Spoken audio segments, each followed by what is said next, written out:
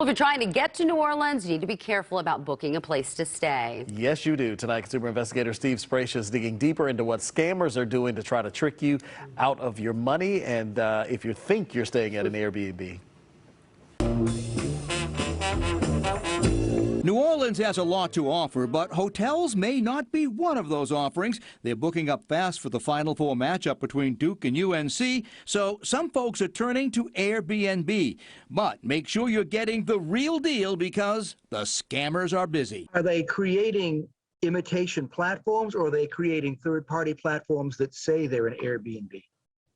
It's a little bit of both, right? So you'll see some sites that are very close to being Airbnb. Since teams headed to the Final Four weren't decided until this past weekend, many people who didn't expect to be going to New Orleans are now scrambling to find a place to stay. And they may be unfamiliar with how Airbnb works, which makes the scammer's job a lot easier. Unless you are on Airbnb.com or on the Airbnb app, you may be falling victim to some bad guys. Two examples. You can't access Airbnb listings via Craigslist, and scammers will ask you to pay in advance. That is not how Airbnb works. We don't actually pay the host until 24 hours after a successful check-in. So if somebody says, oh, because everybody wants to come to New Orleans, I'm changing the way we do it, and I want the money in advance. That is not legit, right? That is not legit. That should never happen. Availabilities are also changing by the minute as homes go on and off the site. Bad actors know this.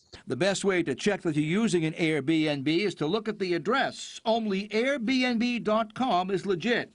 And before choosing, do your research. The key thing to remember, only pay Airbnb through their site, not through emails or third parties. And if you find a phony site, don't just ignore it, report it. I tell you how to do that in my web story. Working for you, I'm consumer investigator Steve Sprache.